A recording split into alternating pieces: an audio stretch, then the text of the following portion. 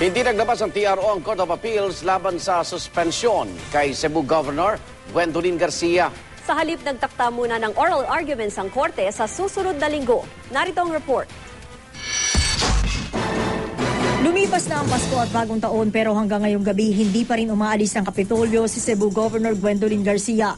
Ang hiniling kasi niya ang temporary restraining order laban sa pagsuspinde sa kanya ng palasyo, hindi inilabas kanina ng Court of Appeals. Sa halip, nagtakda ng oral argument sa Enero 10 ang Appellate Court. Kaya si Garcia hindi raw aalis hanggat wala ang TRO. Bago nito, sinabi sa isang press conference ng tagapagsalita at anak ni Garcia na tiwala silang kakatigan ng korte ang kanilang petisyon. Well, if the TRO would be denied, Governor Gwen has expressed since day one that she will exhaust all the legal remedies that are available to her. If it is denied, that is not the end of the road for us. And certainly, it does not spell the end of Governor Garcia's term. Let us not forget that the penalty imposed by the Office of the President is not removal from office.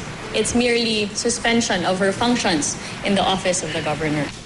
Ayon naman kay Acting Governor Agnes Magpale, hindi raw sapilitang papaalisin ng Kapitolyo si Garcia. I'm just so focused in doing my job and I'm trying my best not to be waylaid because of her presence there. Mahaba ang pasyensya ko kasi total nagagawa ko naman yung dapat gawin. Sa ngayon, pinag-aaralan nila kung paano ginastos ang pondo ng lalawigan. Sinulatan na raw ni Magpale ang Department of Finance para palitan ang nagsilbing Provincial Treasurer ng Cebu sa ilalim ni Garcia na si Roy Salubre. May ilang nakasaad na gastusin kasi ng provincial government ng Cebu na hindi umano tugma sa pondong inilaan dito. There was a discrepancy sa sinabi niya yung babayaran namin. We asked him if this is net of that and then so I'm not accusing naman gusto ko lang ang tunay.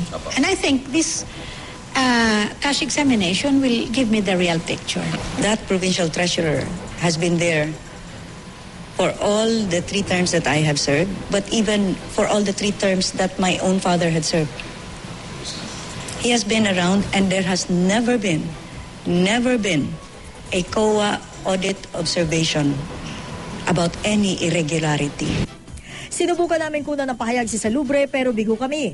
6 na buwang suspensyon ang ipinataw ng palasyo laban kay Garcia dahil sa grave abuse of authority. Matapos umanong harangin ni Garcia ang pondo ni dati at yumaong Vice Governor Gregorio Sanchez. Batay pa sa ibinabang suspension order sa gobernadora, pinirmahan umano ni Garcia ang appointment papers ng ilang empleyado para sa Office of the Vice Governor, gayong hindi naman daw ito saklaw ng kanyang trabaho. Patuloy na maiginigiit ni Garcia na napupolitika siya, bagay na itinanggi na ng palasyo. Para sa saksi, Sharian Torres, nag-uulat.